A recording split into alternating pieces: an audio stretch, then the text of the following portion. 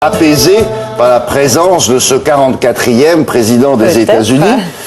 C'est un phénomène que dans les tribunaux on appelle rêve de blancheur, à juste titre ou pas. Ça concerne la communauté noire qui souhaite parfois d'éclaircir sa peau. Alors ils utilisent des produits pas toujours très sains et ça se termine devant les tribunaux. C'est un phénomène que l'on constate sur les 5 continents, partout où il y a une communauté noire. C'est un phénomène effectivement international, mais la mode du blanchiment de la peau est née aux États-Unis dans les années 60 et même complètement par hasard, parce que on s'est aperçu finalement que les travailleurs noirs qui travaillaient dans l'industrie du caoutchouc voyaient leur peau s'éclaircir, en fait parce qu'ils manipulaient une substance qui s'appelle l'hydroquinone, substance qui a servi par la suite à fabriquer des crèmes éclaircissantes ou dépigmentantes.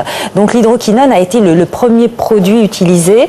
C'est un produit qui aujourd'hui est interdit en France depuis l'an 2000 d'ailleurs, parce qu'il y a énormément d'effets secondaires, irritation, eczéma, brûlure, dépigmentation. On a même montré chez l'animal de laboratoire que ce produit pouvait provoquer des leucémies. Ça n'a pas été montré chez l'homme, mais chez l'animal, en tous les cas, ce produit est très dangereux. Autre substance utilisée, les dérivés de la cortisone. Alors c'est souvent d'ailleurs des crèmes qu'on vend en pharmacie, des médicaments, mais qui sont détournés de leur usage initial. Et ça se dit dans la communauté, ça dit tiens, tu devrais essayer telle crème, j'ai ma cousine qui, etc. Bien sûr, alors soit il y a des crèmes toutes faites, soit les personnes elles-mêmes font leur propre mixture en mélangeant différentes substances. Il y a aussi des dérivés du mercure, mais qui sont moins utilisés aujourd'hui, puis même des produits décapants qui sont ni des médicaments, ni des crèmes cosmétiques. Ce sont, par exemple, on utilise parfois même de l'eau de Javel ou des produits de vaisselle, et on mélange tout ça. Les lieux où c'est vendu ne sont pas contrôlés? Alors, justement, actuellement, il y a devant les tribunaux toute une série d'affaires jugées parce que des produits sont illégalement vendus, des produits donc suspectés pour leur dangerosité sur la santé humaine. Donc, ils ont été souvent importés illégalement, vendus illégalement, et donc toutes ces affaires sont actuellement jugées, et c'est pour ça qu'on en parle. Alors les médecins disent attention, danger pour la santé, danger pour la peau, et notamment à l'hôpital Saint-Louis où une consultation spécialisée accueille les victimes des effets secondaires de ces produits éclaircissants. 40 ans séparent ces 2 photos de Michael Jackson. Le secret de son blanchiment a été bien gardé. Et depuis, dans certaines boutiques parisiennes, on s'arrache toutes sortes de produits miracles. Maggie en a utilisé pendant une dizaine d'années. C'était une mode qui était sortie à l'époque, que les belles femmes étaient celles qui étaient claires.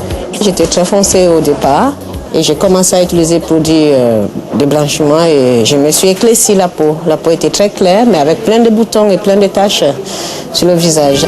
Maggie a été aidée par une association qui considère ces produits éclaircissants comme un véritable fléau destiné à corriger un handicap social. Certaines personnes se blanchissent la peau parce qu'il y a effectivement de la discrimination dans l'emploi en ce qui concerne les personnes noires en France pour trouver du travail en adéquation avec leur profil professionnel. C'est plus facile quand on a la peau plus claire de trouver du travail en France.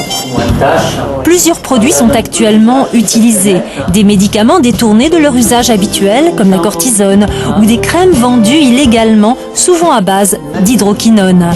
Les produits les plus dangereux aujourd'hui, ce sont des crèmes qui ne sont pas autorisées, qui sont illégales en France et dans beaucoup de pays, qui contiennent du clobétasol. Le clobétasol est le dérivé le plus puissant de la cortisone.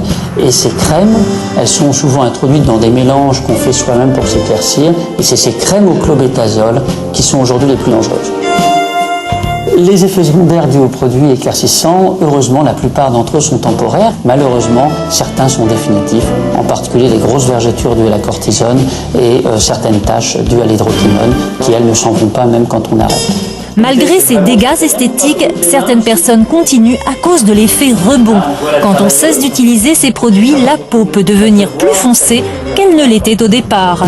Je suis devenue très noire, mais il a fallu que je persiste sur cette décision, que j'ai insisté et je me suis retrouvée finalement que je pouvais continuer comme ça et je suis belle comme ça. Je me préfère comme ça aujourd'hui. Mais ce discours-là, qui me paraît très sain, tenu par un médecin et par cette association, il faudrait le tenir dans toutes les boutiques de cosmétiques du boulevard Sébastopol à Paris. Vous en avez eu tous les 10 mètres environ. Alors, une campagne est en préparation, une campagne d'information qui va justement être organisée par cette association conjointement avec la mairie de Paris. Donc, on en reparlera peut-être.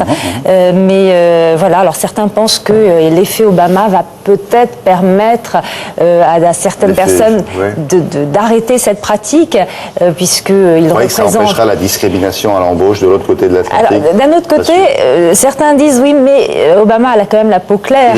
Il est métis, donc ça pourrait aussi encourager la pratique du blanchiment. Donc voilà, les avis sont partagés sur la question. Double tranchant, cet effet. À double tranchant, effectivement. Merci beaucoup, Brigitte.